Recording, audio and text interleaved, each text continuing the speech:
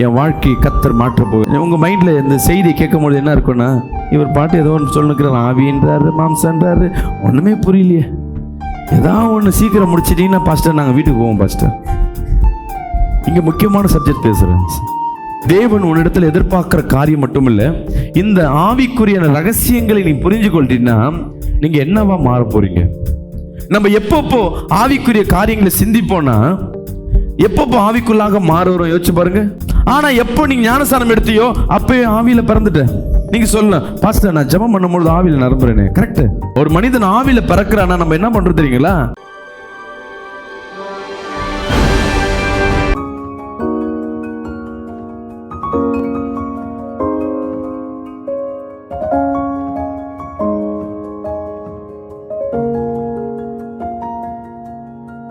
இந்த நாள் கர்த்தர் நம்மோடு பேசுகிற வார்த்தை, கைகளை வேதத்தை எடுத்துக்கொள்வோம். யோவான் 3ஆம் அதிகாரம் 8ஆம் வசனத்தை வாசிக்க கேட்போமா? காற்றானது தனக்கு இஷ்டமான இடத்திலே வீசுகிறது. தனக்கு இஷ்டமான இடத்தில் வீசுகிறது. அதன் சத்தத்தை கேட்கிறாய்.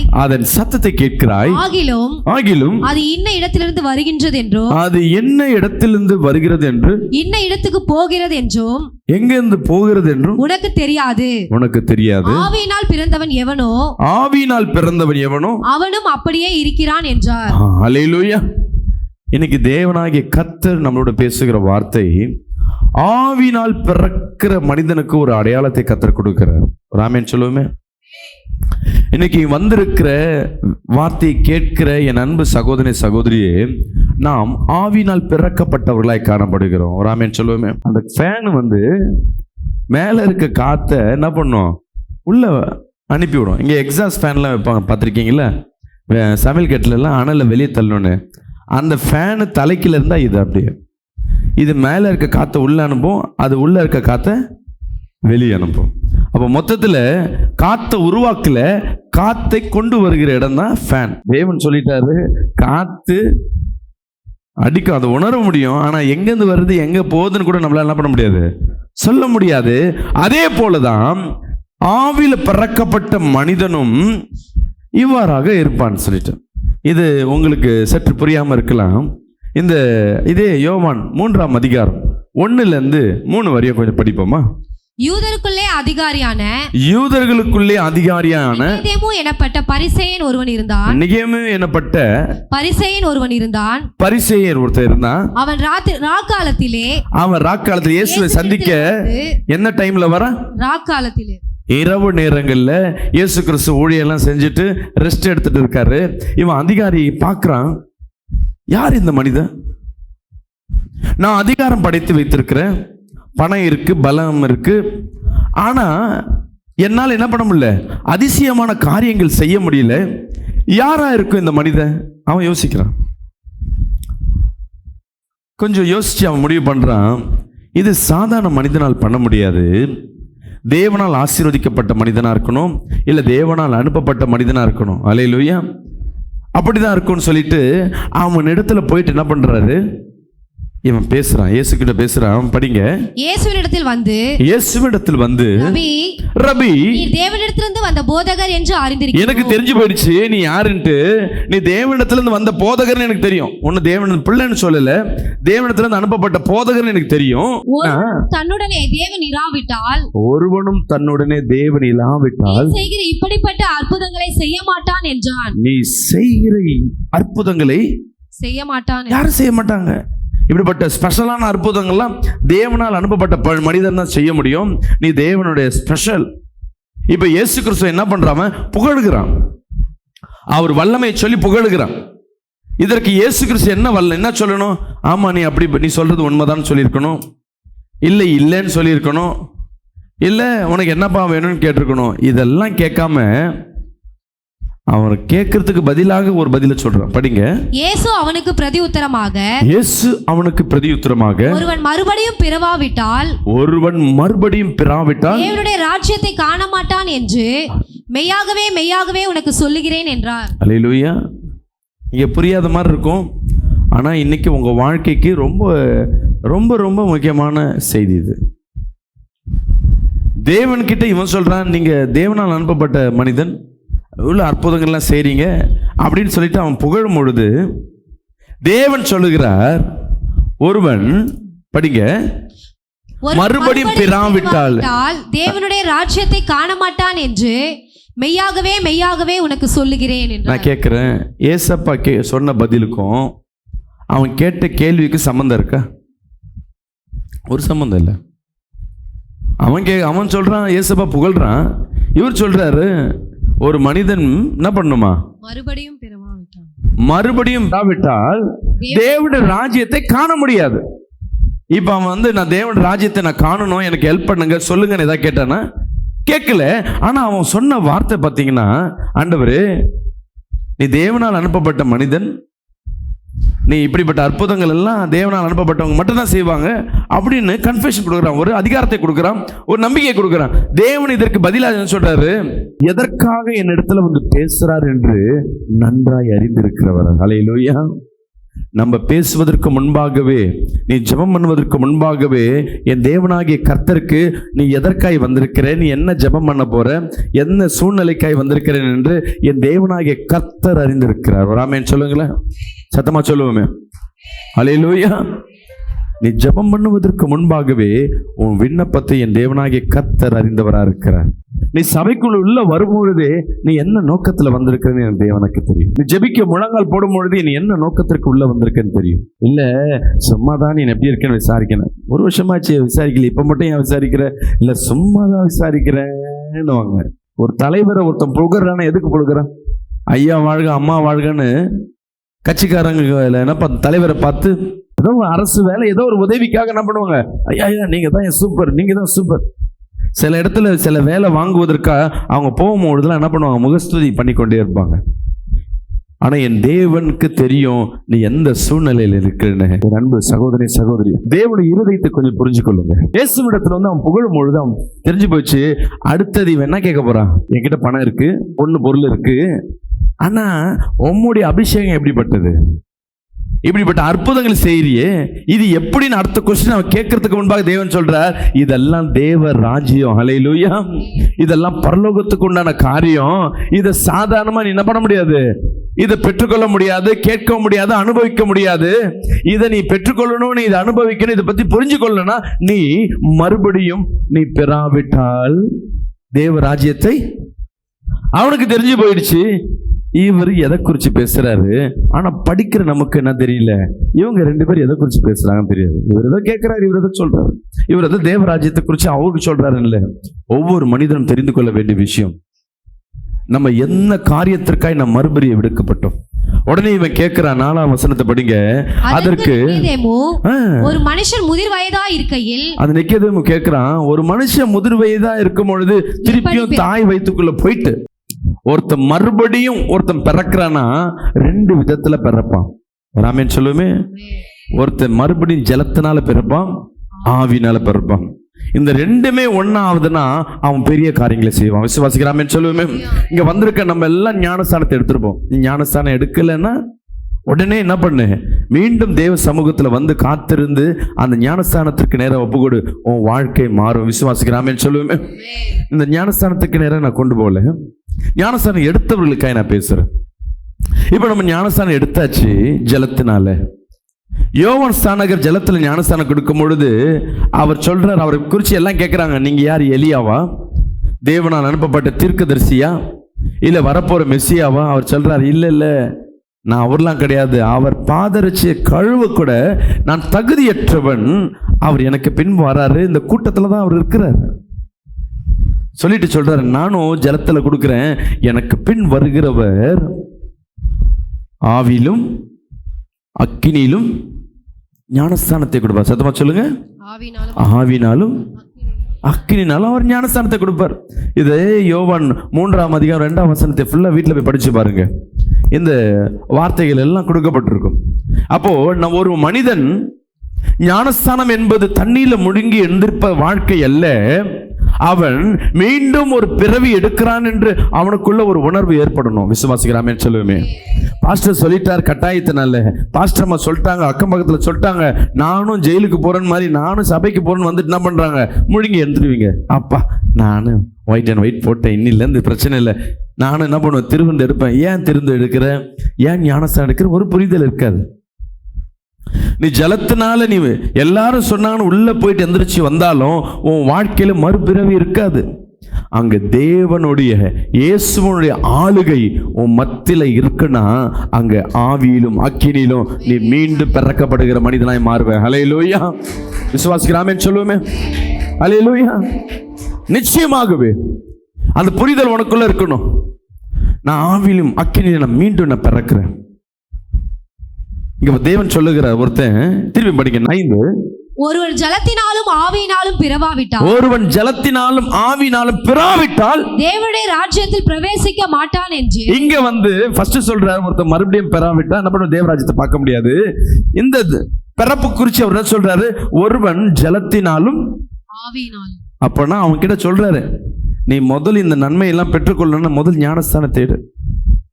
ஆவியில பிறக்குது. இன்னைக்கு நம்ம வந்திருக்க நான் ஞானஸ்தானம் எடுத்துட்டேனே, இந்த செய்தி எனக்கு என்ன சொல்லுகிறது? ஆவியில நீ ஞானஸ்தானத்தை பெற்று நீ ஆவிக்குரிய மனிதனாய், புதிய சிருஷ்டியாய், புதிய மனிதனாய் நீ மாற ஆரம்பிச்சிருக்கிறனாவே உன் வாழ்க்கையில அன்னிலிருந்து தேவ திட்டங்கள், தேவ காரியங்கள் உன் வாழ்க்கையில நடக்க ஆரம்பிச்சிடும். ஹல்லேலூயா. விசுவாசிக்கிறாமே சொல்லுவேமே. இப்ப நான் உங்களை பார்த்து கேட்கிறேன், நீ ஞானஸ்தானம் எடுத்து இத்தனை நாட்கள், இத்தனை வருடங்கள் ஆயிருக்கும், உங்க வாழ்க்கையில தேவ திட்டம் நடக்குதா? தேவ சித்தம் நடந்து கொண்டிருக்கா? உன் வாழ்க்கையில் அற்புதங்கள், அடையாளங்கள் நடந்து கொண்டிருக்கா? ஒண்ணுமே இல்லைன்னா நீ இன்னும் ஆவியில பெறாதபடி நீ காணப்பட்டு கொண்டிருக்க. இப்படி உலகத்துல ஒரு காரியம் உனக்கு, இப்ப திருமணம் என்பது ஒரு மறுபிறவி மாதிரி தானே, திருப்பி ஒரு வாழ்க்கை, புது வாழ்க்கை. குழந்தை என்பதும் உன் வாழ்க்கை அன்னைக்கு தான், எப்போ உன் வாழ்க்கையில குழந்தை பிறக்குதோ அன்னைக்கு தான் உன் வாழ்க்கை ஆரம்பிக்குது. ஸோ உன் வாழ்க்கையில் ஒரு ஆரம்பம் வந்த உடனே என்ன ஆயிடுச்சுன்னா உன் வாழ்க்கையில் ஒரு மாற்றத்தை காணப்படும். இதற்கு அடையாளம் என்ன, உன் குழந்தை, குட்டி, மனைவிலாம் இவனுக்கு திருமணம் ஆயிடுச்சுன்னு ஒரு ஐடியாலாம் இருக்கா? ஆனால் நீ ஆவியில பிறந்ததுக்கு உண்டான ஐடென்டிஃபைடு என்ன? ஒரு மனிதன் ஆவியில பிறந்தாதான் இப்படிப்பட்ட அதிசயங்களை காண்பான். ஹல்லேலூயா. இயேசு கிறிஸ்து அற்புதங்கள் அடையாளங்கள் செய்யறது, இவன் பார்க்கறது, என் வாழ்க்கையில் அற்புதங்கள் அடையாளம் செய்யறபடியா அவன் எதிர்பார்த்து வரல. எப்படி இது நடக்குது? எப்படி இவர் வாழ்க்கையில மட்டும் அற்புத அடையாளங்கள் செய்கிறார்? இவர் கை நீட்டினா அற்புதம் நடக்குது, பாடையை தொட்டா உயிர்ப்பிக்கிறாங்க, தண்ணீரை தொட்டா திராட்சரசம் மாறுது. எப்படி இவரால் ஆகும்? அவர் நிற்கிறாங்க. நிற்கும்போது தேவன் சொல்லுகிறார், இயேசு கிறிஸ்து அவனை பார்த்து சொல்றாரு, இதெல்லாம் புரிஞ்சுக்கணும்னா நீ ஆவியில பிறக்கணும். நம்ம எல்லாம் பிறந்துட்டோம். சபை ஞானஸ்தானம் எடுத்துட்டேன் பாஸ்டர். நீ சபைக்கு வர்றதுனால, தொடர்ந்து ஜெபம் பண்றதுனால, எல்லாம் பிரேயர்ல கலந்துக்கிறதுனால, காணிக்க கொடுக்கறதுனால நீ ஆவியில பிறந்த மனிதன் அல்ல. எவன் ஒருவன் தன் மாம்சத்தை வெறுக்கிறானோ அவன் ஆவியில பிறக்கிற மனிதனாய் மாறுகிறான். ஹல்லேலூயா. விசுவாசிக்கிறாமேன்னு சொல்லுவேன். நீ எவன் ஒருவன் மாம்சத்தை எனக்கு வேண்டாம், மாம்சத்தின் வாழ்க்கை எனக்கு வேணாம் வேணான்னு நீ நினைக்கிறியோ, நான் கடந்த வாரம் அவன் சொல்லியிருந்தேன், அப்போஸ்தலர்கள் தன் மரணத்தை ருசி பார்த்தார்கள். அவன் மரணத்தை அவங்க நினைச்சாங்கன்னா மரணம் வேணான்னு சொல்லிட்டு அவங்க என்ன பண்ணிருக்கலாம், அதுல தப்பிச்சிருக்கலாம். ஏன் அதை ஏற்றுக்கொண்டார்கள்னா அவர்கள் மாம்சத்தை வெறுத்ததுனால அந்த மாம்சத்தின் காயங்கள் அவர்களை துன்பப்படுத்தல. விசுவாசிக்கிறாமேன்னு சொல்லுவேன். இப்போ நம்ம வாழ்க்கை என்பது நீ ருசி பார்க்க வேணும். நம்ம என்ன வாழ்க்கை வாழ்ந்து கொண்டிருக்கோம்? இப்ப நம்ம வாழ்கிற வாழ்க்கை பாருங்க, இல்ல நாளுக்கு நாள் அப்படியே என்ன இருக்கு, உடம்பு பலன்னு ஆகுது, அப்படி நாளுக்கு நாள் கம்மியாயினே இருக்கு. மேக்கப்லாம் பண்ணி தான் என்ன பண்ண வேண்டியதா இருக்கு.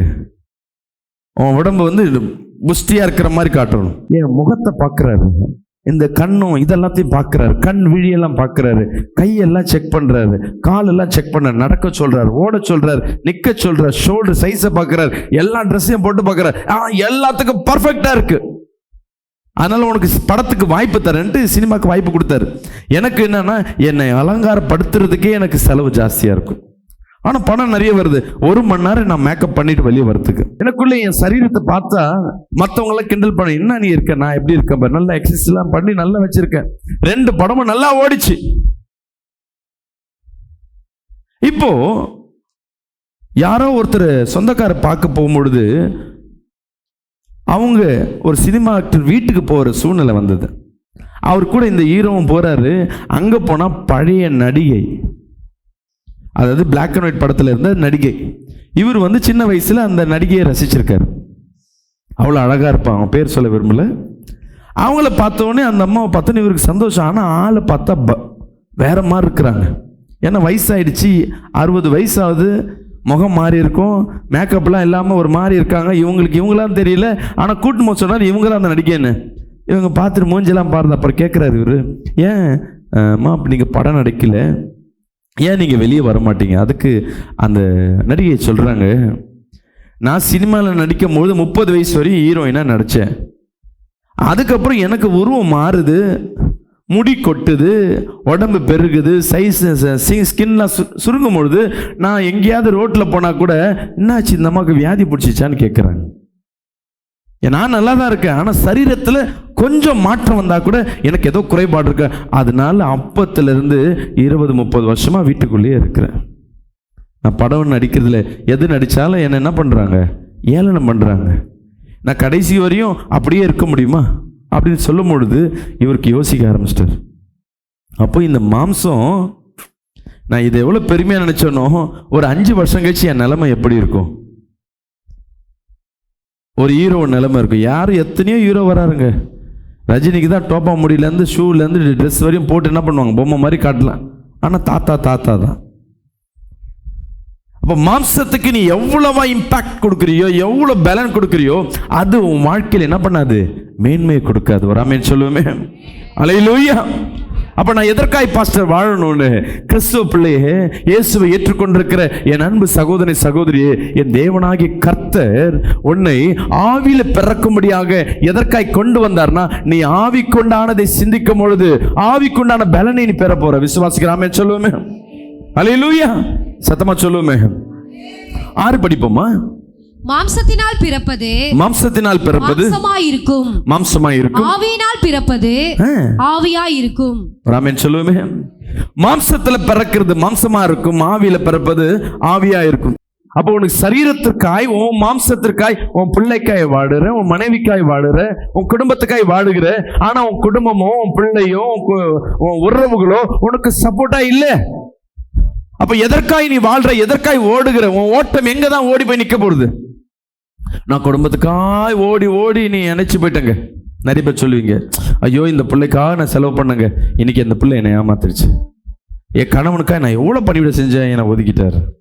ஐயோ அந்த குடும்பத்துக்காக நான் எவ்வளோ செஞ்சேன், இன்னைக்கு என்னை கருவேப்பிலை பேர் தூக்கி போட்டேன். அநேக காரியம் சொல்லலாம். ஏன்னா நீ மாம்சத்துக்கு முறை ஓடி இருப்ப. ஆமா தானே? ஏதோ ஒரு சூழ்நிலையில எங்கேயோ ஒரு இடத்துல நீ ஏமாற்றப்பட்டிருக்கனா, அது மாம்சத்துக்குரிய செயலாய் காணப்படும். ஏதோ ஒரு சூழ்நிலையில் ஏமாற்றப்பட்டிருக்க, தோற்று போயிருக்கிற, ஒதுக்கப்பட்டிருக்கிற. அப்போ எதற்காய் நம்ம ஓடுறோம், எதற்காய் நம்ம வாழ்றோம்? நம்ம வாழ்க்கையை வாழ்வதற்கு உண்டான நோக்கம் என்னவா இருக்கு? சற்று யோசிச்சு பாருங்க. அப்ப என் அன்பு தேவ பிள்ளையே, அப்ப தேவன் உன்னை சொல்லுகிறார், ஆவியில நீ பிறந்திருக்கிற அந்த நம்பிக்கை உனக்குள்ள இருக்கணும். அல்லேலூயா. அப்ப ஆவியில பிறக்க ஆரம்பிச்சுன்னா ஆவிக்குரிய காரியங்களை சிந்திக்க ஆரம்பிப்போம். படிங்க, 7 படிங்க. நீங்கள் மறுபடியும் பிறக்க வேண்டும் என்று நான் உனக்கு சொன்னதை குறித்து அதிசயப்பட வேண்டும். அல்லேலூயா. கர்த்தர் சொல்றதை குறித்து நீ அதிசயப்படாத. மீண்டும் நீ பிறக்கணும்னு சொல்லிட்டு நிச்சயமாக உன் வாழ்க்கையில நீ ஆவியில் அக்கினி பிறக்கிறனா, உன் வாழ்க்கையில பெரிய ஒரு மாற்றத்தை பார்க்க முடியும். அல்லேலூயா. சொல்லுங்களேன், என் வாழ்க்கையை கர்த்தர் மாற்ற போகிறார். சொல்லுங்க. உங்க மைண்ட்ல இந்த செய்தி கேட்கும் பொழுது என்ன இருக்கும்னா, இவர் பாட்டு ஏதோ ஒன்று சொல்லுக்கிறார், ஆவின்றாரு, மாம்சன்றாரு, ஒண்ணுமே புரியலையே. ஏதாவது ஒன்று சீக்கிரம் முடிச்சிட்டீங்கன்னா பாஸ்டர் நாங்கள் வீட்டுக்கு போவோம் பாஸ்டர். இங்க முக்கியமான சப்ஜெக்ட் பேசுறேன். தேவன் உன்னிடத்தில் எதிர்பார்க்கிற காரியம் மட்டும் இல்ல, இந்த ஆவிக்குரிய ரகசியங்களை நீ புரிஞ்சு கொள்றீங்கன்னா நீங்க என்னவா மாற போறீங்க? நம்ம எப்பப்போ ஆவிக்குரிய காரியங்களை சிந்திப்போனா, எப்பப்போ ஆவிக்குள்ளாக மாறுறோம் யோசிச்சு பாருங்க. நீ ஜெபிக்கும் பொழுது மட்டும் ஆவிக்குள்ளாக மாறுற. ஆமா இல்ல? எடுத்து படிங்க. 1 கொரிந்தியர் 2ஆம் அதிகாரம் 11ஆம் வசனத்தை வாசிக்க கேட்போமா? மனுஷனில் உள்ள ஆவி அன்றி மனுஷரில் எவன் மனுஷருக்குரியவைகளை அறிவான்? எவன் மனுஷருக்குரியதை அறிவான்? அது போல தேவனுடைய ஆவி அன்றி ஒருவனும் தேவனுக்குரியவைகளை அறிய மாட்டான். விசுவாசிக்கிறாமே சொல்லுவேமே. நம்ம மாம்சத்தை சிந்திச்சு கொண்டிருக்கோம், மாம்சத்தை ருசி பார்த்து கொண்டிருக்கோம். மாம்சத்துக்காய் வாழ்வதனால தேவ ராஜ்யத்தையும் தேவன் ஆவிக்குரிய வல்லமையும் நம்மளால ருசி பார்க்க முடியாதபடி, யோசிக்க முடியாதபடி இருக்கும். ஏன்னா நம்ம ஆவியில பிறக்கல. ஆனா எப்போ நீங்க ஞானஸ்தானம் எடுத்தியோ அப்பவே ஆவியில பிறந்துட்ட. நீங்க சொல்லலாம், பாஸ்டர் நான் ஜெபம் பண்ணும்போது ஆவியில நிரம்புறேனே. கரெக்ட். ஒரு மனிதன் ஆவியில பிறக்கிறானா நம்ம என்ன பண்றோம் தெரியுங்களா? ஜெபம் பண்ணும் போது ஆவியில பிறக்கிறோம், ஞாயிற்றுக்கிழமை பிறக்கிறோம், திருப்பி எப்ப சாப்பிட்றோம்? இங்கேருந்து வீட்டுக்கு போனவனே ஞாயிற்றுக்கிழமை செத்து போயிடுறோம், திருப்பி செத்த பணமா இருக்கிறோம், மாம்சத்துக்கு வாழ்றோம். திருப்பி நான் சண்டே வரும்போது திருப்பி ஒரு மணி நேரம் என்ன பண்றோம்? திருப்பி நான் உயிர் பெற்ற மாதிரி அப்படி அன்னைய பாஷை, ஓ கத்தருக்குள்ள வந்துட்டேன், நான் பொட்டெல்லாம் எடுத்தாச்சு, அப்படி பரிசுத்தமாய் போறது, ஸ்தோத்திரம் சொல்றது, பைபிள் கைமா இருக்கிறது. இங்க இந்த வீட்டுக்கு போகும்பொழுதே கறி கடையை தான் பார்த்துட்டு போறது. நிறைய பேர் பாஸ்டர் எப்போ விடுவார், இவர் பாட்டு லேட்டாக விடுறார், வீட்டில் இன்னைக்கு ஒரு நாள் தான் இருக்கும், நாங்கள் சமைக்கணும். இது மாம்சத்துக்கு உண்டானது. பாஸ்டர் நீங்கள் எவ்வளோ நேரம் வேணா வைங்க, எனக்கு சாப்பாடே வேணாம், நான் ஜபத்திலேயே இருக்கிறேன்னா இது ஆவிக்குரியான காரியம். எத்தனை பேர் இதை யோசிக்கிறீங்க? போன அமாவாசை அன்னைக்கு வெறும் 3 மணிக்கு தான் விட்டேன், வேற எதுவும் கம்மியாக விடல. நிறைய பேர் என்னை திட்டாத குறை, பாஸ்டர் இவ்வளோ நேரம் வச்சு நிற்கிறாரு, சாப்பாடு சீக்கிரம் கிடைக்கல. கரெக்ட், உங்கள் பலவீனம், மாம்சத்துக்கு உண்டான பலவீனம். ஆனால் ஆவிக்குறான எப்படி நம்ம டைமுக்கு இந்த காலையில் இப்போ காலையில் சாப்பிட்டா தான் இந்த மதியானம் வரையும் ஓடுவோம். இதெல்லாம் புரிஞ்சுக்கிட்டு என்ன பண்ணுறோம்? 3 வேளையை கரெக்டாக சாப்பிட்றோம், இடையில ஸ்நாக்ஸ் சாப்பிட்றோம், இடையில டீ சாப்பிட்றோம், கூல்ட்ரிங்க் சாப்பிட்றோம், அநேக காரியம் சாப்பிட்றோம். இதெல்லாம் உன் எனர்ஜிக்கு, இது சாப்பிட்டா நான் நல்லா இருப்பேன், எனக்கு சுவையானதுன்னு. அதே போல் ஆவிக்குண்டான ஆகாரத்தை நீங்கள் கொண்டு வரீங்களா? உங்கள் வாழ்க்கையை கொஞ்சம் யோசிச்சு பாருங்க. வாரத்தில் ஒரு நாள் பிறக்கிறீங்க, உடனே இறந்து போறீங்க, செத்த பணமா இருக்கீங்க, திருப்பி ஆலயத்துக்குள்ள வந்து திருப்பி என்ன பண்ணுவீங்க? ஏதோ ஒரு சம்பவத்தில் பாஸ்டரோ இல்லை உங்க வீட்டில் ஒரு பிரேயர் நடந்தா அன்னைக்கு திருப்பியும் பிறப்பீங்க, திருப்பியும் செத்து போயிடுவீங்க. தேவனுக்கு இது பிரியமா இருக்குமா? ஒரு மனிதன் பிறந்தா அவன் வளரணும். அல்லேலூயா. அவன் நாளுக்கு நாள் வளர்ச்சி அடைய தேவனுடைய அதிசயங்களையும் அற்புதங்களையும் அவன் வாழ்க்கையில காண முடியும். அல்லேலூயா. விசுவாசிக்கிறாமே சொல்லுவோமே. தேவன் என் வாழ்க்கையில என்ன திட்டத்தை வைத்திருக்க கொஞ்சம் யோசிச்சு பார்த்திருக்கீங்களா? நீங்க கவனிங்களா, என்ன பார்த்து கவனிங்க. நீ சாதாரண மனிதன் இருந்தீன்னா உன் வாழ்க்கை அப்படியே போகும். நீ தேவனுக்கு உண்டான காரியங்களை சிந்திக்க ஆரம்பிச்சா தேவன் உன் வாழ்க்கையில மாட்டுகிற காரியம் விசேஷமாய் காணப்படும். ஹல்லேலூயா. நீ அடுத்த வருஷம் நம்ம யோசிப்போம், அடுத்த வருஷம் நான் என்ன பண்ண போறேன், அதிகபட்சம் யோசிப்போம். ஐயோ லேட் ஆகுது, திருமணம் ஆகலையே, அப்படி யோசிப்போம். என் பிள்ளைக்கா என்ன பண்றது, இதெல்லாம் உங்களுடைய யோசனை. ஆனா நீ ஆவியில பிறக்க ஆரம்பிச்சுன்னா உன் சிந்தனைகள் வேற மாதிரி இருக்கும். ஒரு ஆமேன் சொல்லுங்களேன், சத்தமா சொல்லுவேன். தேவன் எதிர்பார்க்கிற காரியம் நீ மாம்சத்துல செத்து, அப்ப மாம்சத்துல பிழைத்து இல்ல, மாம்சத்துல செத்து ஆவியில பிழைத்து இருக்கிற மனிதனாய் மாறணும். இப்ப மாம்சத்துல செத்துனா என்ன பண்ணும் பாஸ்டர்? நீ மாம்சத்திற்காய் நீ சேர்க்கிறது, மாம்சத்திற்காய் நீ போராடுகிற. ஒருத்தர்கிட்ட சண்டை போடுற, எதுக்கு சண்டை போடுவேன்? என்னை பார்த்து திட்டாங்க, அப்ப நீ யாரு? நீ சொல்றது அந்த மாம்சம். ஒரு ஆமென் சொல்லுவேமே. அல்லேலூயா. அது உள்ள இருக்க ஆவி போய் எங்கேயா சண்டை போட்டிருக்கா? உன் உயிரில் ஜீவன் போன பிறகு அந்த ஆவி தனியாக பிரிஞ்சு போகுது. வேதத்தை படி பார்த்தீங்கன்னா அது என்ன, எங்கே போய் நிற்குது? பரதேசியில் போய் காத்திருக்கு தேவன் வருகைக்காக. அப்போ தேவன் உன் வாழ்க்கையில் என்ன வைத்திருக்கிறார்? இதுவரையும் நீ ஓடி இருப்ப, இதுவரையும் உழைத்திருப்ப, குடும்பத்திற்காக எல்லாம் செய்திருப்ப. உன் வாழ்க்கையில் சரியான நிம்மதியோ சந்தோஷமோ இல்லாமல் இருக்கலாம். அநேகர் உன்னை கர்வப்புல போல எடுத்து தூக்கி போட்டதா இருக்கலாம், உன்னை ஒதுக்கி வைத்திருக்கலாம், உன்கிட்ட இருந்து நன்மைகளை பிடுங்கி கொண்டு உன்னை தள்ளி வைத்ததெல்லாம் இருக்கலாம். ஆனா எவன் ஒருவன் ஆவியில பிறக்கிறானோ அவன் விசேஷ மனிதனாய் மாறுகிறான். அல்லேலூயா. விசுவாசிக்கிறாமே சொல்லுவேன். இந்த மாம்சத்துக்கு உண்டான காரியங்கள், மாம்சத்துக்காய் தனக்காய் வாழுகிறவன் அவன் தன்னுக்குள்ள பலனா இருப்பான் தவிர ஆனா உலகத்திற்கு அவன் வெளிச்சமா இருக்க மாட்டான். விசுவாசிக்கிறாமே சொல்லுவேன். எவன் ஒருவன் ஆவிக்குள்ளாக பிறக்கிறானோ அவன் உலகத்திற்கு வெளிச்சமா இருப்பான். ஆமென் சொல்லுங்களா. நீ மாம்சத்திற்கு உன் பிள்ளையும் தான் பார்ப்ப. நீ ஆவிக்குள்ளாக நீ பிறக்க ஆரம்பிச்சுன்னா உலக பிள்ளைகளுக்காக நீ போராட ஆரம்பிப்ப, அவங்களுக்காக ஜெபிக்க ஆரம்பிப்ப. நீ கொடுக்கணும்னு நினைச்சாவே எங்க இருக்கிற ஆசீர்வாதம் உன்னை தேடி தானா வரும். நீ தேவ ராஜ்யத்தை குறித்து நம்ம யோசிக்கிறதே இல்லை. தேவன் எப்படி இருப்பார் என்னைக்காவது நம்ம யோசிச்சிருப்போமா? பரலோகம் எப்படி இருக்கும்? நம்ம இந்த 60 வயசுக்கு அப்புறம் இங்கேருந்து போன பிறகு, 70 வயசுக்கு அப்புறம் இங்கேருந்து போன பிறகு பரலோகத்தில் நமக்கு ஒரு இடம் இருக்குன்னாங்க, அது எப்படி இருக்கும்? நம்மளே இங்கேயே யோசிச்சு பாருங்க. நம்ம அடுத்த வருஷம் ஒரு வீட்டுக்கு போறோம்னா என்ன பண்றோம்? முன்னாடியே போய் அந்த தெருவு எப்படி இருக்கு, பக்கத்துல கடை இருக்கா, எல்லாமே செக் பண்ணிக்கிறோம். ஒரு பொண்ணு, ஒரு பையனையோ ஒரு பொண்ணையும் நம்ம என்ன பண்றோம், கொடுக்குறோம்னா என்ன பண்ணுவோம்? அந்த வீடு எப்படி இருக்கு, அக்கம் பக்கத்துல எப்படி இருக்கு, போற பிள்ளைக்கு எல்லாமே கையில கிடைக்குதா, இதெல்லாம் நம்ம செக் பண்ணுவோம். ஆனா பரலோக ராஜ்யத்திற்காக என்னைக்காவது நீங்க வாஞ்சியா இருந்திருக்கீங்களா? எப்பப்போ உங்களுக்குள்ள அந்த வாஞ்சை வருகிறதோ அன்னைக்கு நீங்க ஆவியில பிறந்து கொண்டிருக்கீங்கன்னு அர்த்தம். ஹல்லேலூயா. என் பிள்ளைக்காவே நினைச்சு நொந்து போறேன். இது மாம்சம். நீ மாம்சத்தோடு போராடினா அது தோற்று தான் போக போற. ஆனா நீ ஆவியில பலப்பட நீ துதிக்க ஜெபிக்க உன் மாம்சங்கள் பலப்படும். ஒரு ஆமென் சொல்லுவோமே. உன் குடும்பங்கள் பலப்படும். நீ எதை வேணான்னு சொல்லுகிறியோ அது எல்லாம் உன்னை சூழ்ந்து இருக்கும். விசுவாசிக்கிற ஆமென் சொல்லுவோமே. ஹல்லேலூயா சொல்லுமே. கை நெஞ்சில வச்சு சொல்லுங்களேன். நான் மாம்சத்துக்குரியவன் அல்ல. சத்தம். நான் மாம்சத்துக்குரியவன் அல்ல. நான் ஆவினால் பிறக்கப்பட்டவன். நான் புதிய மனிதன். அந்த சபையில மட்டும் நீ பலனா இருக்க. நிறைய பேர் சொல்லுவாங்க நான் சபையிலுக்கு வந்தா நல்லா இருக்கிறேன், வீட்டுக்கு போனா அதே பல வேணும். காரணம் என்னன்னா நீ வீட்டுல போனா செத்து போகுது. மீண்டும் இந்த ஆவியை நீ பலப்படுத்த கர்த்தர் சொல்லுகிறார், நீ அறியாததும் எட்டாததுமான பெரிய காரியங்களை கர்த்தர் உன் வாழ்க்கையில செய்வார். ஹல்லேலூயா. இந்த நூற்றுக்கு அதிபதி எதுக்கு வந்து இயேசுவிடத்துல டவுட் கேட்கிறான்னா, அவனுக்கு அந்த அவர் செய்யற அற்புதத்தின் மேல ஒரு சின்ன ஆசை. எப்படி செய்யறாருன்னு அதுக்கு தேவன் சொல்லுகிறார், இதை தெரிஞ்சுக்கணும், தேவராஜ்யத்தை கத்துக்கணும். நீ தேவராஜ்யத்தை குறித்து நீ புரிஞ்சுக்கொள்ளணும். அப்போ நீ ஆவியில பிறக்க ஆரம்பிக்கணும். விசுவாசிக்கிறாமே சொல்லுவேன். எடுத்து படிங்க. 1 கொரிந்தியர் 12:11 படிங்களா. இவைகளை எல்லாம் அந்த ஒரே ஆவியானவர் நடப்பித்து, இவைகளை எல்லாம் அந்த ஒரே ஆவியானவர் நடப்பித்து தமது சித்தத்தின்படியே அவனவனுக்கு பகிர்ந்து கொடுக்கிறார். ஹல்லேலூயா. அவர் சொல்லுகிறார், என் ஆவியில பிறந்த பிள்ளைகளுக்கு நான் வரங்களை நான் பகிர்ந்து கொடுக்கிறேன். நம்ம நினைப்போம் வரங்கள்லாம் ஜெபிக்கிறவங்களுக்கு தான், ஊழியக்காரங்களுக்கு தான். ஒரு ஊழியக்காரன் என்கிட்ட சொல்றாரு, 9 வரங்களும் எல்லாருக்கும் செயல்படாது பாஸ்டர், வசனமே சொல்லுது.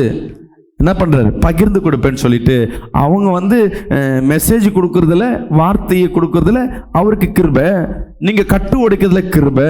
நான் சொல்றேன் இல்ல, தேவன் கொடுக்க நினைச்சிட்டா கிள்ளி கொடுக்கிறவர் அல்ல, அள்ளி கொடுக்கிறவர். விசுவாசிக்கிறாமேன்னு சொல்லுவேன். அவர் வரங்களை 9 வரங்களை 1 கொரிந்தியர் 12 நீங்க படிச்சு பாருங்க. 9 வரங்களை குறித்து சொல்லப்பட்டிருக்கும்.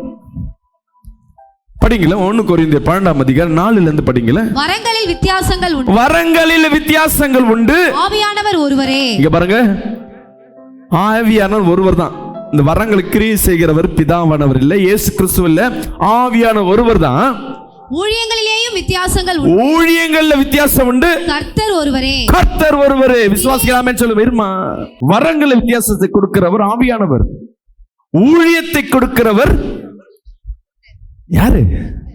கர்த்தராகிய இயேசு. ஆமென் சொல்லுவோமே.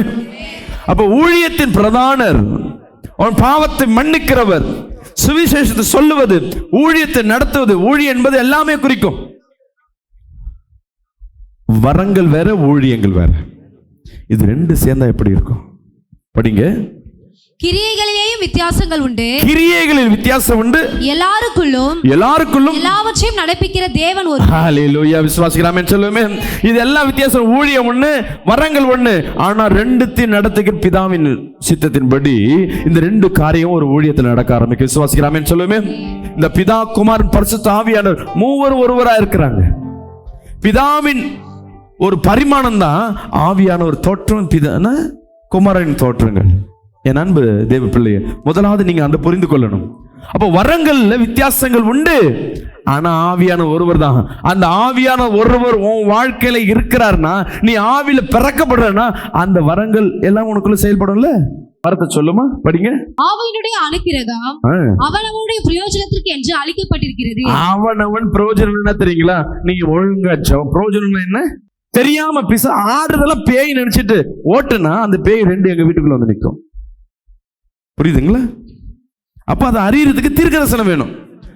தீர்க்கதரிசனம் தெரிஞ்சு போச்சு உள்ள என்ன இருக்கு, ஏன் நடக்குதுன்னு. அப்புறமேட்டு என்ன பண்றோம்? பிசாசுகளை துரத்தியாச்சு. அதுக்கப்புறம் என்ன நடக்கும்? படிமா. எப்படியெனில் ஒருவனுக்கு ஆவியினாலே ஞானத்தை போதிக்கும் வசனமும். ஞானத்தை போதிக்கிற வசனம். இயேசு நல்லவருங்க, இந்த சபைக்கு போங்க, நீ ஜெபம் பண்ணு, நீ சும்மா உன் பக்கத்துல ஒருத்தர்கிட்ட சொல்ற பத்தியா, அது ஒரு வரம். ராமன் சொல்லுமே. சபையில நின்று மைக்க பிடிச்சு சாட்சி சொல்றது ஒரு வரம் கிடையாது.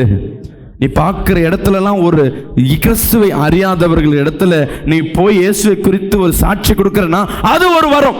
உங்களுக்கு இருக்கா இல்லையா? நீ நிச்சயமா இயேசு குறித்து யார்ட்ட பேசியிருந்தனா அந்த வரம் உனக்குள்ள இருக்கு. ஒரு ஆமென் சொல்லுவோமே.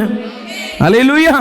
அடுத்தது சொல்லுமா. வேறொருவனுக்கு அந்த ஆவியினாலே உணர்த்தும் வசனமோ. இருங்க அறிவை உறுத்தும் அப்படின்னா என்ன? இப்போ மெசேஜ் நான் கொடுத்துன்னு இருக்கேன், நான் பேசிக்கொண்டிருக்கேன். இந்த மெசேஜ் காது கொடுத்து கேட்குற, பேசும்பொழுது உனக்காகவே பேசுறது போல இருக்கும். உன்னோட அந்த வார்த்தை இடைப்பட்டு கொண்டிருக்கும். இது தேவ வரம் இல்லைன்னா இந்த வார்த்தை உனக்குள்ள கிரியை செய்யாது. உன் டைவர்ட் ஆகினே இருக்கும், உன் சிந்தனை உள்ள இருக்காது. இங்கே 5 நிமிஷம் நான் மெசேஜ் கொடுத்தாலும் உங்களுக்கு 2 மணி நேரம் கொடுக்குற மாதிரி இருக்கும், தூக்கம் வரும். இதெல்லாம் காரணம் என்னன்னா வரங்கள் இல்லை. இன்னைக்கு நிறைய ஊழியக்காருக்கு இல்லைம்மா.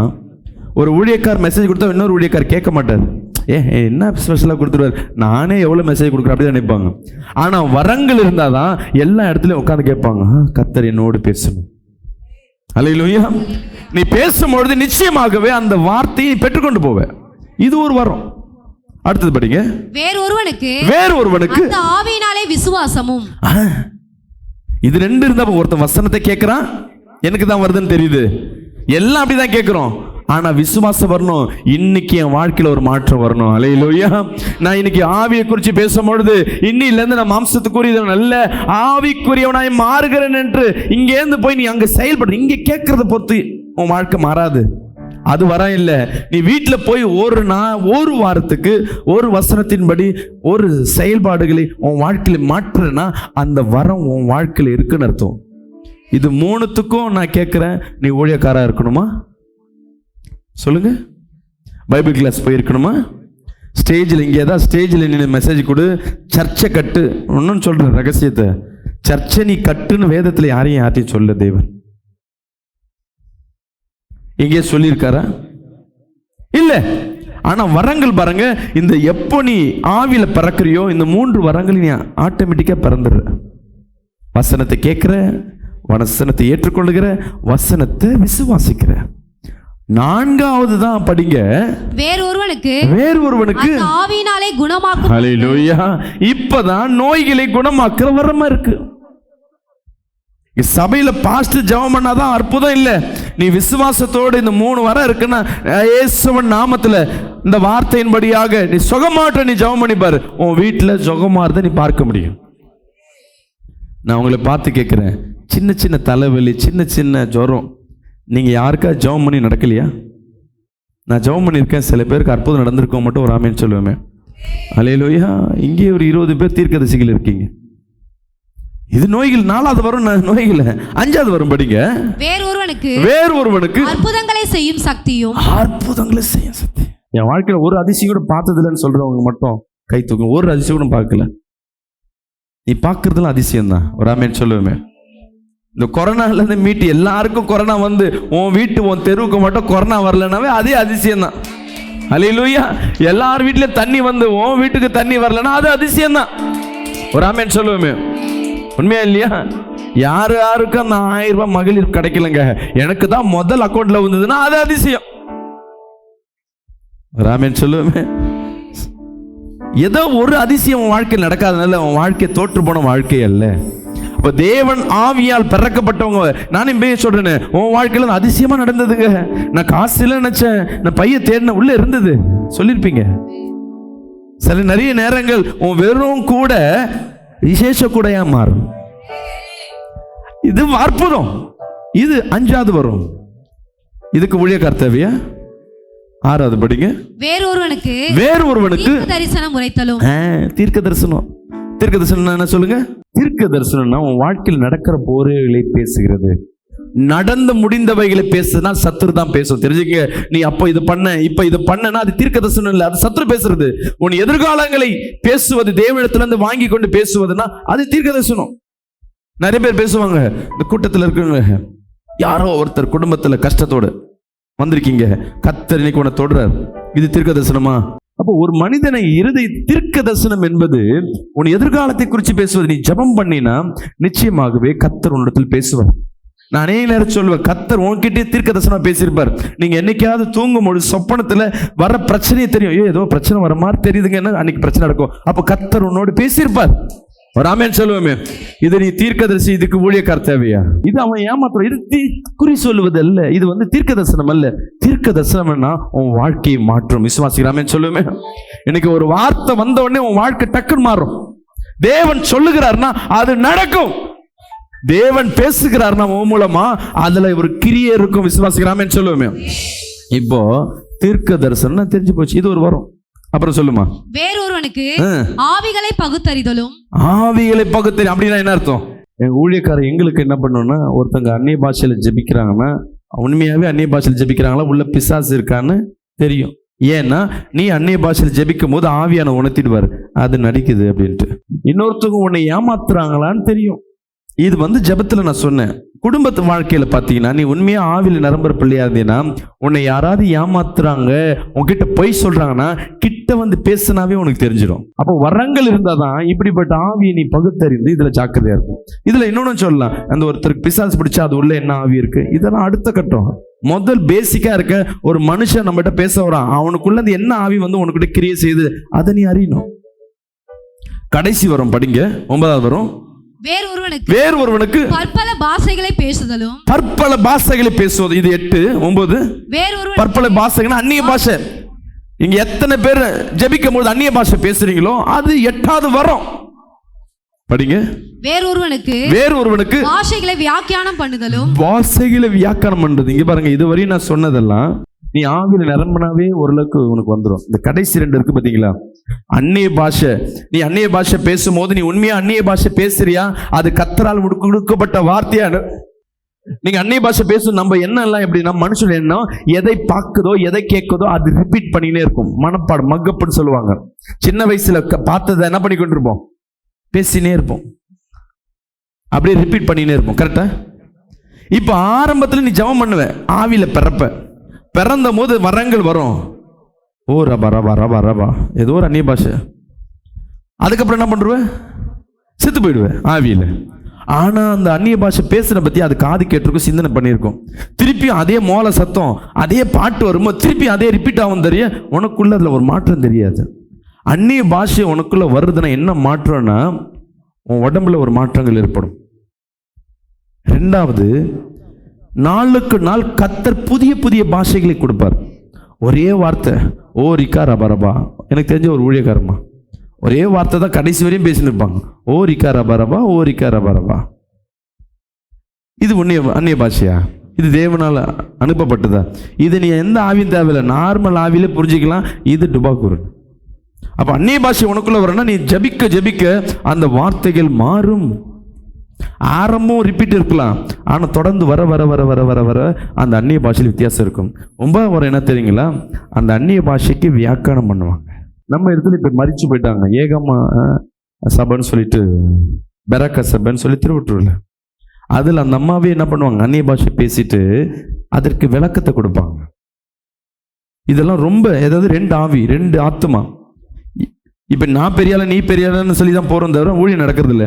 இவங்க அந்நிய பாஷை பேசும்போது, நீங்கள் வாலிப பிள்ளைங்க அந்நிய பாஷை பேசுங்களேன், 3-4 பேர் ஒருத்தர் அந்நிய பாஷை பேச இவங்களை அறியாமல் கர்த்தர் பேசுவார். ஆனால் அந்த வார்த்தைக்கு தான் இது விளக்கம் வரும், நம்மளுக்கே தெரியாது. இதெல்லாம் ஆவியில் வளர வளர கர்த்தர் நமக்கு கொடுப்பார். அல்லேலூயா. விசுவாசிக்கிறாமேன்னு சொல்லுவேன். அப்போ இந்த 9 வரம் வாழ்க்கையில இருக்குன்னா, மீண்டும் சொல்றேன், இது எப்படி கொடுப்பார்? ஒருத்தனுக்கு அந்நிய பாஷையும் ஒருத்தனுக்கு தீர்க்க தரிசனம் அப்படி கொடுக்க மாட்டார். பகிர்ந்தளிக்கப்படுகிறதுனா என்ன அர்த்தம்? பகிர்ந்தளிக்கிறதுனா சமமாய் பிரிச்சு கொடுக்கிறது. அப்ப என்கிட்ட 25 கிலோ அரிசி இருக்கு, 5 பேர் வந்திருக்காங்க, நான் எப்படி கொடுக்கணும் ஆளுக்கு? இது உங்க கணக்கு. தேவன் பாப்பாரு, இந்த அம்மா குடும்பத்தில் எத்தனை பேர் இருக்காங்க? 4 பேர். இவங்க குடும்பத்தில் எத்தனை? 3 பேர். இவங்க குடும்பத்தில் 5 பேர். கணக்கு பாப்பாரு. கொடுக்க முடியும். எப்படி கொடுப்பாருன்னா, மொத்த கணக்கு போட மாட்டார் அவரு. நம்ம என்ன பண்ணுவோம், முதல் பிரச்சனையை சால்வ் பண்ண கொடுத்து முடிப்போம்னு நினைப்போம். மொத்த கவுண்ட் பண்ணுவார், எத்தனை பேர், அதை பிரித்து ஒரு குடும்பத்துக்கு எவ்வளோ சேரணுமோ அதை மட்டும் கொடுப்பார். விசுவாசிக்கிறாமேன்னு சொல்லுவேன். உன் தேவை என்ன? அதற்கு என்ன அர்த்தம்னா, ஒரு இடத்துல வரும்போது நான் தீர்க்கதரிசி வரங்களை வச்சுட்டு பிசாசை ஓட்டு தேவைப்படுமா? தேவைப்படாது. பிசாசை ஓட்டுவதற்கு உனக்கு தீர்க்க தரிசனம் வேணும், அதை புரிஞ்சுக்கணும். அதை ஓட்டுறோம், கட்டுகளை உடைக்கிற வரங்கள் வேணும் தவிர அந்த இடத்துல போய் நான் அந்நிய பாஷை பேசணும்னு அவசியம் இல்லை. அப்போ தேவைக்கேற்றவாறு அந்தந்த இடத்துல தேவனே கிரியை செய்வார். கரங்களை திருவராமே சொல்லுவோமே, அல்லேலூயா, சத்தமா சொல்லுவோமே. அப்போ தேவ ஆவியில நீ பிறக்கிறனா வரங்கள் உன் வாழ்க்கையில கிரியை செய்யும். விசுவாசிக்கலாமே சொல்லுவோமே. ஒன்னாலையும் வெறும் தண்ணீரே திராட்சரசமாய் மாற்ற முடியும். நான் என்னைக்கோ செஞ்சேன் பாஸ்டர், என்னைக்கோ நான் சொன்ன இந்த வரங்களை குறித்து சொல்லும் போது உன் மைண்ட்ல இருக்கும், அன்னைக்கு என் வாழ்க்கை நடந்தது, என்னைக்கோ உன் வாழ்க்கை நடக்குதுன்னா தேவனுக்கு என்னன்னா நாளுக்கு நாள் நீ ஆவியில வளரணும். விசுவாசிக்கலாமேன்னு சொல்லுவேன். நாளுக்கு நாள் ஆவியில வளரணும். துதிக்க துதிக்க துதிக்க. இன்னைக்கு நீ அந்நிய பாஷை பேசுற, நாளைக்கு தீர்க்க தரிசனம் பேசணும், நாளைக்கு வியாதிகளை சுகமாக்கணும். இன்னைக்கு நீ ஜெபம் பண்ண உன் வாழ்க்கையின் தரமே மாற ஆரம்பிக்கும். கரங்களை திட்டு ராமேன்னு சொல்லுவேன். இன்னைக்கு உலகத்துல ஒரு ஊழியக்காரர் எப்படி வேல்யூவேஷன் பார்ப்பாங்கன்னா, அவன் சொத்து, எத்தனை விசுவாசி, இப்படிதான் சில பேர் பார்ப்பாங்க. ஐயோ அவங்க பெரிய சர்ச்சுங்க, பெரிய பாஸ்டருங்க. ஆனா உண்மையான ஊழியக்காரங்களுக்கு எப்படி வேல்யூவேஷன் பார்ப்பாங்கன்னா, அவருக்குள்ள எப்படி வரங்கள் செயல்படுகிறது, அவர் ஆவிக்குள்ளாக எவ்வளவாய் செயல்படுகிறார். இதுதான் ஒரு ஊழியக்காரை காட்டும். விசுவாசியும் அப்படிதான். உன் வாழ்க்கையில உன் பிள்ளையை குறிச்சு கவலை, உன் கணவனை குறிச்சு கவலை, வருமானத்தை குறிச்சு கவலை, வியாதியை குறிச்சு கவலை, என்ன பண்றதுனே தெரியாதபடி அநேக நேரம் ஜெபம் பண்ணிருப்ப, அநேக நேரம் துதிச்சிருப்ப, அநேக நேரம் போராடி இருப்ப, நீ தோற்று போய் நிற்கலாம். இன்னைக்கு கத்த சொல்ற, நீ ஆவியில பிறக்க ஆரம்பிச்சுன்னா, உன் ஆவியை தினந்தோறும் நீ புதுப்பித்துக் கொள்ள ஆரம்பிச்சுன்னா, உன் வாழ்க்கையில ஒரு மாற்றத்தை என் தேவனாகிய கர்த்தர் செய்ய வல்லவரா இருக்கிறார். அல்லேலூயா, அல்லேலூயா. தினமும் வீட்டுல ஒரு அற்புதம் பார்க்கும். மரித்து போறவர்கள் நீ ஜெபம் பண்ண அற்புதம் நடக்கும். இதுக்கு மேல என்னங்க வேணும்? கையில வந்து கோடி கணக்கு பணம் தேவையில்லை. 9 வரம் உன் வாழ்க்கையில இருக்குன்னா, இந்த உலகத்தில் இருக்க கோடிக்கணக்கான செல்வங்கள் உன் வீட்டு வாசல்ல வந்து காத்திருக்கும். ஒரு அல்லேலூயா சொல்லுமே. வெளிகிரகங்களுக்கு முன்பாக எல்லாம் கேள்விப்பட்டிருப்பீங்க, அமெரிக்கால இருக்க ஒரு பெரிய தீர்க்கதரிசி நல்ல மிராக்கல் பண்றாரு. அவர்கிட்ட கூட்டம் கூட்டமா வருது. அந்த நாட்டு கவர்மெண்ட் சொல்றாங்க, நீங்க பிரசிடென்ட்டா நில்லுங்க அப்படின்னு. அதுக்கு அவர் சொல்றாரு, இதெல்லாம் கேவலமான வேலை, எனக்கு பெரிய வேலை இருக்கு. அல்லேலூயா. தேவராஜ்யை கட்டுறதுக்கு பெரிய வேலை இருக்கு. சும்மா நம்ம நினைப்போம், அமெரிக்காக்கே பிரசிடென்ட்ப்பா அப்படின்னு நினைப்பாங்க. அவருக்கு என்ன தெரியுதுன்னா, பிரசிடென்ட் காட்டிலும் தேவ ஊழியம் விசேஷமானது. விசுவாசிக்கலாமே சொல்லுமே. ஒவ்வொரு எலெக்ஷன் டைம்ல ஒவ்வொரு அதிகாரி அவன் காலில் போய் நிற்பாங்க. இவர் பிளஸ் பண்ணி கொடுத்தா ஆசீர்வாதம். இப்ப யார் பெரிய ஆளு? பிரசிடென்ட் பெரிய ஆளா, ஊழியக்கார் பெரிய ஆளா? நீ ஜெபம் பண்றன்னா உன் வீட்டு வாசல்ல அநேக ஆத்துமாக்கள் காத்து இருக்கும். அல்லேலூயா. இன்னைக்கு யார் யார் உன்னை தள்ளி வச்சிருக்காங்க, யார் யார் ஒதுக்கி வச்சிருக்காங்க, உன்னை ஒரு பொருட்டா கூட உன்னை மதிக்காம இருந்திருக்கலாம். நீ ஊழியம் செய்ய செய்ய செய்ய, நீ ஆவியில பிறக்க பிறக்க, உன் மாம்சத்தை நீ வெறுக்க வெறுக்க வெறுக்க, தேவன் நீ இழந்தவைகளையும் கொடுப்பாரு, இந்த உலகத்தையும் கைகளில் கொடுப்பாரு. விசுவாசிக்கிறாமே சொல்லுவேன். நினைக்காத காரியம், முடியாத காரியத்தை கூட ஈஸியா முடிச்சிருவேன். இந்த பிசினஸ் எப்படி பண்றது, இந்த திருமணத்தை எப்படி பண்றது, உனக்கிட்ட மட்டும் வரா இருக்கட்டுமே. எங்க இருக்கவங்களும் உங்ககிட்ட இருந்தமா காசு நீ வச்சுட்டு போ. அவங்க பாக்கெட்ல இருக்க, அக்கௌண்ட்ல இருக்க பணம் உங்ககிட்ட இருக்கும். நான் ஏற்கனவே ஒரு சாட்சி சொல்லியிருக்கேன் நினைக்கிறேன். இந்த லாக்டவுன்ல இந்த 2015 ஒரு சம்பவம் நடந்தது. கவனிங்க. ஒரு சகோதரிக்கு வீட்டில் வந்து திருமணம் நடத்துறாங்க. திருமணம் நடத்துற அந்த சகோதரி கணவன் குடிகார கணவர். இவங்க விசுவாசத்துல ஜெபத்துல என்ன பண்ணிட்டாங்க, திருமணம்லாம் ஆயத்தப்படுத்திட்டாங்க. பொண்ணுக்கு நான் 10 சவரன் நகை போடுறேன், இதெல்லாம் வாங்கி தரேன்னு சொல்லிட்டு எல்லாம் கமிட்மெண்ட் கொடுத்தாச்சு. சத்திரத்தெல்லாம் புக் பண்ணியாச்சு. கேட்ட இடத்துல எந்த பணமும் கிடைக்கல. கல்யாணத்துக்கு இன்னும் ஒரு நாள் இருக்கு. இன்னைக்கு அழுகுறாங்க. என்கிட்ட கால் பண்றாங்க, பாஸ்டர் என்ன பண்றது இல்லை, செத்துலான்னு பார்க்குறேன். என் பொண்ணு சொல்றா, இந்த அவமானத்துக்கு பதில் நம்ம கல்யாணம் ஆன பிறகு கேட்பாங்கம்மா, அதுக்கு நம்ம செத்துடலாமான்னு பொண்ணு கேட்குறா. பாஸ்டர் நான் சொல்கிறேன், தேவன் மேல் விசுவாசம் வச்சிங்கன்னா அவர் அதிசயத்தை செய்கிற தேவன். நான் என்ன பண்ணணும், போ முழங்கால் போடு, தேவ சமூகத்தில் போய் ஆவியில் நிரம்பி நல்லா ஜெபம் பண்ணு. இந்த பைபிள் ரீடிங்லாம் உட்காந்து விட்டுடு, முழங்கால் போட்டு துதி. ஆவியில் எவ்வளோ நிரம்பு பாரு, உன் வாழ்க்கையில் ஒரு அதிசயம் செய்வார். இந்த அம்மா இரவு 9 மணிக்கு உள்ளே போனவங்க கத்தி கத்தி கத்தி ஜெபம் பண்ணி நேர்ந்திருக்காங்க. காலையில் 7 மணி ஆகுது, எல்லாம் கது தட்டுறாங்க. இந்த அம்மாவுக்கு வெளியே வர மனசு இல்லை. வெளியே வந்தால் என்ன இருக்கும், அதே பிரச்சனை, அதே கல்யாணம். இன்னைக்கு மாலை கல்யாணம், கிறிஸ்தவ மேரேஜ். என்ன பண்ணுறது, கையில் காசு இல்லை. அழுதுனே இருக்க. அவங்க பிள்ளை சொல்லுது, அம்மா நீ கொஞ்சம் வெளியே வாயேன், இங்கே வந்து பாரு, இங்கே பாருன்னது. இந்த அம்மாவுக்கு ஒன்றும் புரியல, ஏதோ பிரச்சனை போலுக்கு. அவங்க வீட்டுக்காரர் ஏதோ பண்ணிட்டாருன்னு உள்ள இருக்கிறாங்க. கது தட்டி உடைக்கிறாங்க. அப்புறம் அவங்களே திறந்து வராங்க. அழுது கலங்கி வரும்போது அவங்க பொண்ணு சொல்லுது, அம்மா உன் ஜெபத்திற்கு ஏசப்பா அற்புதம் செஞ்சுட்டாரு. இந்த சகோதரிக்கு ஒன்றும் புரியல, என்ன அற்புதம் செஞ்சாரு? இங்கே பாருமா, வீட்டு வாசலில் ஒரு பணம் மூட்டை இருக்கு. யாருங்க எடுத்துட்டு வந்து போட்டிருப்பா? திறந்தா அதுல 7 லட்சம் ரூபா பணம். கல்யாணம் நல்லபடியாக நடந்தது. இவங்களுக்கு, இந்த அம்மாவுக்கு தேவதூதன் யாரும் வந்து போயிட்டாங்களா தெரியல, பைத்தியம் முடிச்ச மாதிரி இருக்கு. கல்யாணம் முடிஞ்சது, தாம் டூம் கல்யாணம். அடுத்த நாள் காலையில பக்கத்து வீட்டுல இருந்து ஒருத்தர் வர்றாரு. அவர் மாடி வீடு. அவர் வீட்டுக்கு வந்து சொல்றாரு, சகோதரி உங்களை பார்க்கணுன்னு. கல்யாணம் எப்படி நடந்தது? சாரி சார், உங்களுக்கு நோட்டீஸ் வைக்கல, நான் மன்னிச்சிருங்க. இல்லை பரவாயில்லம்மா, கேள்விப்பட்டேன். கல்யாணம் எப்படி நல்லா நடந்துச்சான்னு? உன் வீட்டில் ஒரு பையை வச்சு எடுத்தியான்னு. ஓ, நீங்கள் தான் வச்சிங்களா? எதுக்கு சார் வச்சிங்க? அதுக்கு கேட்டதுக்கு அவர் சொல்கிறாங்க, இந்த 500 ரூபா 1000 ரூபா செல்லாதுன்ட்டாங்க, இப்போ என்னால் மாற்ற முடியாது. என்கிட்ட இருந்தால் ரிஸ்க்கு, நீ வச்சுக்கோ. இப்போ என்னால் முடியாது, பொறுமையாக கொடு, பொறுமையாக கொடு. உன்னால் எப்போ கொடுக்க முடியுமோ அப்போ கொடு, பார்த்துக்கலாம். இப்போ இது சகோதரிக்கு கடவுள் யார்? இப்போ அந்த வந்திருக்க மனுஷன், அந்த மனுஷனை யார் அனுப்பிச்சிருப்பான்னு நினைக்கிறீங்க?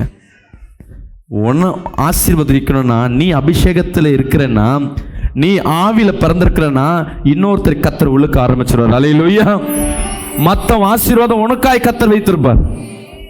மற்றவங்க மாளிகை உனக்காய் கொடுப்பார்.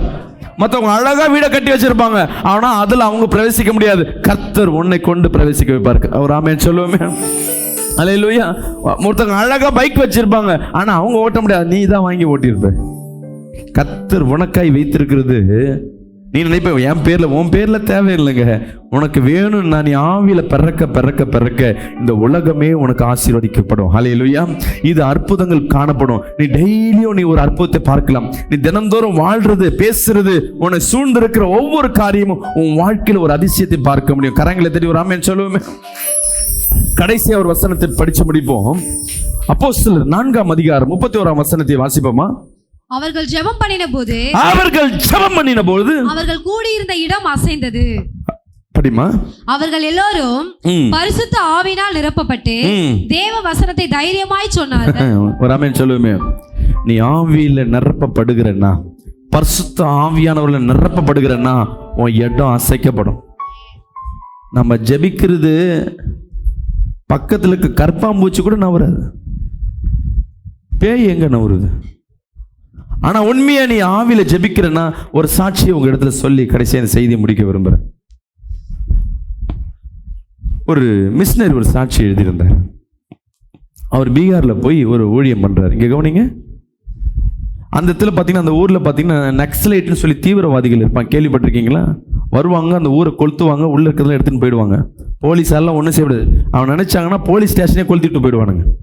போலீஸில் இருக்கிறத காட்டில் இவங்க கிட்ட வெப்பன்ஸ் ஜாஸ்தி இருக்கு. இந்தியாவில் வந்து எவ்வளோ சொல்றாங்கல்ல, உள்ளுக்குள்ள இருக்க நக்சலைட்டே அவங்களால ஒன்றும் பண்ண முடியல. இதுதான் இந்தியாவோட நிலைமை. இது அப்புறம் இருக்கட்டும்.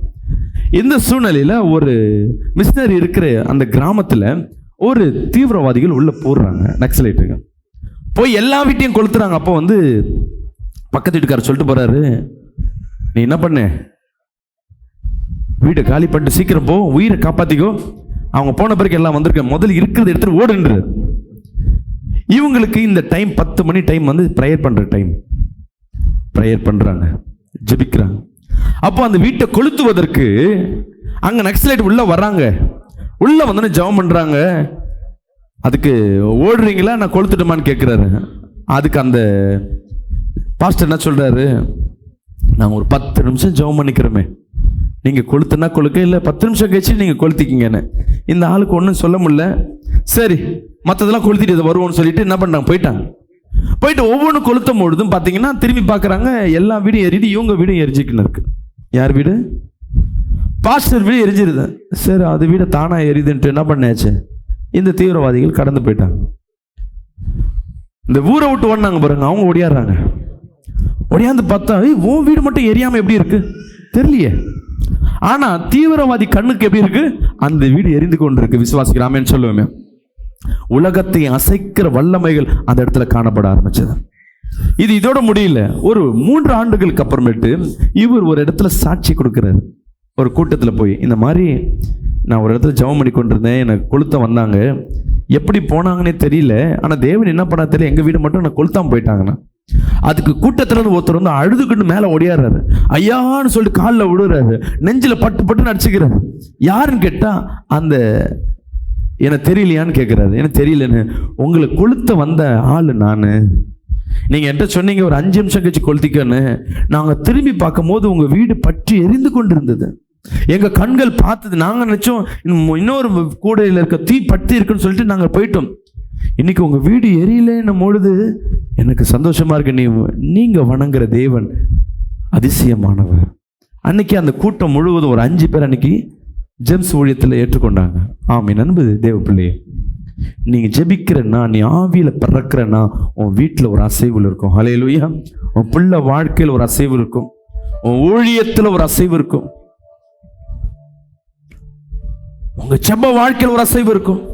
இதே வந்தோம் பைபிளை தூக்கணும், போனோம், வீட்டில் போனோன்னு திருப்பி தூக்கி போய் மேலே வச்சுட்டு அதே வாழ்க்கை, திருப்பி சண்டே வந்தா அதே இது இல்லை. நீ வாழ்க்கைக்கு போற. இன்னைக்கு தேவன் ஆவியில பறக்கிறார்னா இன்னிலேருந்து நீ ஆவியில ஜெபிக்க ஆரம்பிச்சிடுங்க. நாங்கள் ஏங்க எனர்ஜி போய் என்ன பண்றோம், ஆவி அபிஷேகத்தில் வழி நடத்தி கொண்டிருக்கோம். காரணம் என்னன்னா, நீங்கள் ஆவியில் பிறக்க ஆரம்பிச்சிட்டாவே உங்களுக்கு நான் ஜெபம் பண்ண தேவையில்லை. அல்லேலூயா. நான் வேற யாருக்கா ஜெபம் பண்ண போயிடுவேன். ஒரே விசுவாசிக்கு வருஷம் நான் ஊழியம் ஆரம்பிச்சதுலேருந்து இப்போ வரும் ஜெபிக்கிறேன்னா, நீயும் வளரல, என்னையும் வளர விடலை. நீ ஆவியில் ஜெபம் பண்ண ஆரம்பி. உன் வாழ்க்கையில் கர்த்தர் அற்புதங்களை செய்வார். என்ன முடியாத அற்புதம் செய்வார். நீ வேலையில் செய்ய முடியாத வேலையில் சின்ன ஜெபம் பண்ணினா அந்த வேலையை வேற ஒருத்தர் செஞ்சு கொடுப்பாங்க. அல்லேலூயா. விசுவாசிக்கிறாமேன்னு சொல்லுவேன். ஆண்டவரே என்னால் செய்ய முடியல, நான் என்ன பண்ணுவேன்னு கர்த்தர் செய்வார். உன் நினைவுகளை ஜெயமாய் மாற்றுவார். ராமேன்னு சொல்லுவேன். நான் போன ஆண்டு மலேசியா சிங்கப்பூர் தேசத்துக்கு போயிட்டு இருந்தேன். அதில் சிங்கப்பூர் தேசத்தில் மட்டும் எனக்கு விசா கிடைக்கல, லேட் ஆயிடுச்சு. கடைசி வரும் பிரச்சனையாக இருந்தது. அதில் இருக்க பாஸ்டருங்களும் கொஞ்சம் திமிரு பிடிச்சோம். பணம் வசதி இருக்கிற ஒரு நாடு இந்திய உலகத்து சவுத்தில் பார்த்தீங்கன்னா அது வசதியான ஒரு நாடு, சுத்தமான நாடு. அங்கே போனால் அந்த ஊரில் போனால் அந்த பாஸ்டர் மரியாதை கொடுத்தாரு. ஆனால் அவர் கொடுக்குற மரியாதை எனக்கு என்ன பண்ணல, பத்தல. எனக்குள்ள ஒரு வைராக்கம் வந்தது. இந்த ஊரில் தானே எனக்கு விசா கிடைக்கல, இங்கே ஒரு சர்ச்சை ஆரம்பிக்கணும். என்ன சர்ச்சை ஆரம்பிக்கணும். அங்கேயே ஜெபம் பண்ணுறோம், 2 விசுவாசி கிடைக்கிறாங்க. ஜெபம் பண்ணிட்டு வந்துட்டோம். அடுத்த ஜனவரி மாதம் இங்கே சர்ச்சை ஆரம்பிக்கிறோன்னு வந்தாச்சு. நான் இங்கே வந்து நிறைய சொல்லியிருந்தேன், அடுத்த வருஷம் ஜனவரி சிங்கப்பூரில் நான் சர்ச்சை ஆரம்பிக்கிறேன். ஆனால் எனக்கு நவம்பர் மாதம் வரையும் சர்ச்சைக்கு இடம் கிடைக்கல. நவம்பர் மாதம் எண்டில் அந்த பிரதர் கால் பண்ணுறாரு, ஐயா நம்ம சிங்கப்பூரில் மெயின்லேயே லிட்டில் இந்தியாலேயே அந்த ஏரியாலேயே ஒரு இடம் கிடச்சிச்சு, நம்மளுக்கு 3 மணி நேரம் பர்மிஷன் ஃப்ரீயாக கொடுக்குறாங்க. ராமேன் சொல்லுவேன். இப்போ இடம் கிடச்சிச்சு, இப்போ நான் போகணுமே. எனக்கு இங்கே ஜனவரி மாதம் இங்கே ஊழியம் பிஸியாக இருக்குது. நான் எப்படி இப்போ சரி மார்ச் மாதம் வச்சுக்கலாம், சும்மாவே நான் டேட்டு தள்ளுறேன். இப்போ பார்த்தா எனக்கு விசா கிடைக்கல. எனக்கு விசா யாராவது என்ன பண்ணணும், அங்கேருந்து எனக்கு இன்வைட் பண்ணணும். இப்போ ஏற்கனவே போன பாஸ்டர் கிட்ட வந்து நாங்கள் சர்ச்சை ஆரம்பிக்கணும் எனக்கு கொடுப்பாங்களா? கொடுக்க மாட்டாங்க. யார் கொடுப்பாங்க? எனக்கு கால் பண்ணி பாஸ்டர் நீங்கள் எப்போ வர நீங்கள் வரலையா? தேவ திட்டம் உன் வாழ்க்கையில் இருக்குன்னா, அல்லேலூயா, ஆவியான ஆளுகை உனக்குள்ள இருக்குன்னா தேவ திட்டம் தானாய் நடக்கும். விசுவாசிக்கிறாமேன்னு சொல்லுவேன். நேற்று ப்ரேயரில் இருக்கும், திடீர்னு கால் பண்ணி பாஸ்டர் உங்கள் பாஸ்போர்ட்டை மட்டும் உடனே அனுப்புங்களேன். ஏன் அனுப்ப சொன்னது தெரியல. அனுப்பின ஒன்று யாரையோ பிடிச்சி எனக்கு விசா போட்டு விசா வந்துடுச்சு. விசுவாசிக்கிறாமேன்னு சொல்லுவேன். இப்போ மார்ச் மாதம் நான் போய் ஆகணுன்ற ஒரு கட்டாயத்துக்கு வந்தாச்சு. இடம் கிடைச்சாச்சு, விசா கிடைச்சாச்சு. இப்போ ஆரம்பிக்கிறது நான் யோசிக்கிறேன், நான் ஒரு ஆள் எப்படி போய் நடத்துறது. நேற்று ஈவினிங் ஒரு லண்டன்லேருந்து ஒருத்தர் கால் பண்ணுறாரு, சரி ஜெர்மன் தேசத்துலேருந்து ஒருத்தர் கால் பண்ணுறாரு. கால் பண்ணி பாஸ்டர் ஏதோ பேசும்போது நான் சொன்னேன் மார்ச் அங்கே போகிறேன்னு, நம்ம 2 பேர் சேர்ந்து அங்கே சர்ச்சை நடத்தலாமே. அவர் பெரிய ஊழியம். அவங்க வந்து இந்திய தேச உலகம் முழுவதும் ஒரு 500 சபை கலைகள் வச்சுருக்காங்க. நம்ம 2 பேர் சேர்ந்து அங்கே நடத்தலாமே. அவர் என்கிட்ட பர்மிஷன் கேட்குறாரு. பாருங்க, ஒவ்வொரு காரியம் தேவ திட்டம் நீ நினைச்சா போதும், அந்த திட்டத்தை நிறைவேற்றுகிறவர் தேவனாகிய கர்த்தர். அல்லேலூயா. இப்போ எனக்கு போடுவதுக்கு டிக்கெட்டுக்கு காசு கிடையாது. இவ்வளோத்தையும் செஞ்சவர் என்ன பண்ணுவார், அந்த நேரத்தில் தடை இல்லாமல் கர்த்தர் கொண்டு போயிட்டு வருவார். விசுவாசிக்கிறாமேன்னு சொல்லுவேன். அல்லேலூயா. அப்ப தேவன் நம்மளை எப்படி வழி நடத்துவார்னா, நீ நம்ம சித்தத்தை விட்டுட்டு தேவ சித்தத்துக்கு ஒப்பு கொடுத்து மாம்சத்துக்காய் ஓடாதபடி நீ ஆவிக்காய் நீ ஓடணும். அது என்ன பாச திருப்பி திருப்பி சொல்றீங்க ஆவி ஆவின்னு? நீ ஆவில் நிரம்பி ஜெபிச்சினேரு, உன் வாழ்க்கை தானாய் மாறும். விசுவாசிக்கலாமே சொல்லுவேன். இதற்காக நீ பெருசா பில்டிங் கட்ட தேவையில்லை, பெருசா பணம் போட தேவையில்லை. நீ முழங்கால் போட்டு இங்க சபையில துதிக்கும் பொழுது முடிஞ்சவங்க முன்னாடி அந்த அனாயிண்டிங் நீ பெற்றுக்கொள்ளும் பொழுது, நீ ஆவியில் நின்று வீட்டுக்கு போன பிறகு சமையலாக்கும் பொழுது துதிச்சினே இரு. 2 ஹெட்ஃபோன் போட்டு பைக்ல போகும்போது ஹெட்ஃபோன்ல ஏதோ ஒன்று போடுறதுக்கு ஒரு பாட்டு கிட்டு போட்டுக்கிட்டு அப்படியே ஜெபம் பண்ணிக்கிட்டே நீ பண்ணி பாரு. அந்த நாள் நீ ஆவிலே வளர்ந்து உன்னால உணர முடியும். அல்லேலூயா. உனக்கு எதிர்ப்பா எவ்வளவு பேர் வந்தாலும் சரி, அவர்கள் அசைக்கப்பட்டு போவார்கள். அல்லேலூயா. உனக்கு விரோதமா பில்லி சுனியங்கள் பண்ணாலும் அது ஒண்ணு வாய்க்காது. எங்க உங்களை பண்ற பில்லி சுனி எங்களை பண்ணாதுங்களா? எங்களை காட்டில் நீங்க தான் அதிகமா ஜெபிக்கிறீங்க. அப்ப ஏன் எங்களுக்கு நாங்க ஆவியில என்ன பண்றோம்? வளர்ந்து கொண்டிருக்கோம். நீங்க ஜெபிக்கிறீங்க, அந்த ஆவியில வளரல. இன்னைக்கு ஆவியில ஜெபம் பண்ண பாருங்க. ஆவியில வளர்வதற்கு உன் பிள்ளைக்கு கற்றுக் கொடுங்க. கொஞ்ச நேரம் ஜெபம் பண்ணாலும் ஆவியில நிரம்பி ஜெபம் சொல்லி கொடுங்க. நிச்சயமாக உன் வாழ்க்கையில் ஒரு பெரிய மாற்றத்தை பார்க்க முடியும்.